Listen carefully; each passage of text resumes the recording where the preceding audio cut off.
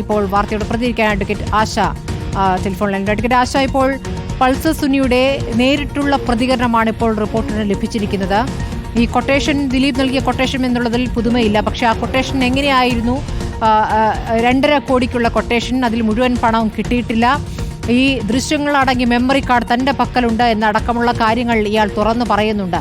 ഈ പുതിയ വെളിപ്പെടുത്തലുകൾ അതിജീവിതയ്ക്ക് കേസിന് മുന്നോട്ടുള്ള പോക്കിന് എത്രത്തോളം സഹായകമാകും അഡ്വക്കേറ്റ് ആശ? ഇതിലെ പല കാര്യങ്ങളും അല്ലെങ്കിൽ എല്ലാ കാര്യങ്ങളും തന്നെ നമുക്കറിയാവുന്നതാണ്. ഇതിൽ അകക്കൂടി നിയമപരമായ ഒരു കാര്യത്തിൽ ഞാൻ ഇൻട്രസ്റ്റഡ് ആയിട്ടുള്ളത് ഈ മെറ്റീരിയൽ ഒബ്ജക്റ്റ് ആയിട്ടുള്ള മെമ്മറി കാർഡ്, അത് അങ്ങനെ തന്നെയാണ് എന്ന് സുപ്രീം കോടതി പറയുകയും ചെയ്തിട്ടുണ്ട്. ഇത് മെറ്റീരിയൽ ഒബ്ജക്റ്റ്, ഈ എംഒ അവൈലബിൾ അല്ല എന്ന് നമ്മൾ മനസ്സിലാക്കിയിരിക്കുകയായിരുന്നു. അത് നഷ്ടപ്പെട്ടു എന്ന്. പക്ഷെ ഇവിടെ ക്ലിയർ ആയിട്ട് പറയുന്നുണ്ട് എംഒ ഉണ്ട് എന്ന്.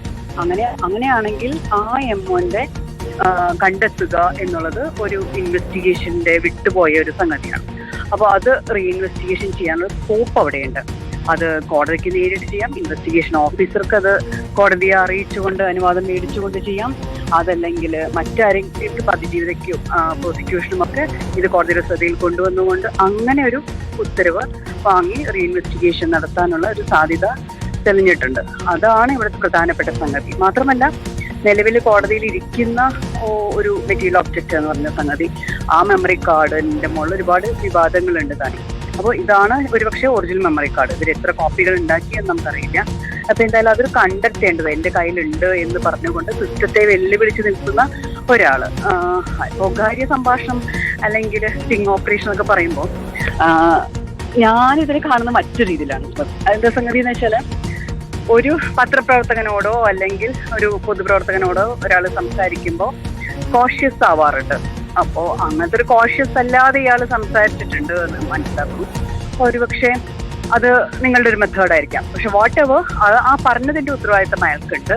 അയാളെ ജാമ്യം റദ്ദാക്കാനുള്ള ഒരു സംഗതിയും കൂടി അവിടെയുണ്ട്. അപ്പൊ അതുകൊണ്ട് ആ ഒരു കാര്യം കൂടി കോടതിയിൽ പരിഗണിക്കേണ്ടതാണ്. അത് അതിജീവിതയും പ്രോസിക്യൂഷനും കോടതിയിലേക്ക് എത്തിക്കേണ്ടതുമാണ്. ഇയാളുടെ ജാമ്യ വ്യവസ്ഥ അയാളെ ലംഘിച്ചു എന്നും അതുകൊണ്ട് ജാമ്യം റദ്ദാക്കുകയും അയാളുടെ ആവശ്യമുണ്ട്.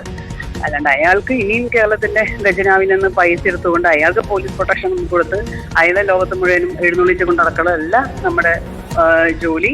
പകരം അയാളുടെ ജാമ്യ വ്യവസ്ഥ ലംഘിച്ചതിനാൽ ആ ജാമ്യം അയാളെ തിരിച്ച് കൊണ്ടുപോയി ഇടുകയാണ് വേണ്ടതെന്നാണ് എനിക്ക് പറയാനുള്ളത്. ഈ 2 കാര്യങ്ങളാണ് ഈ ഒരു വിഷയവുമായി ബന്ധപ്പെട്ട് എനിക്ക് പറയാനുള്ളത്.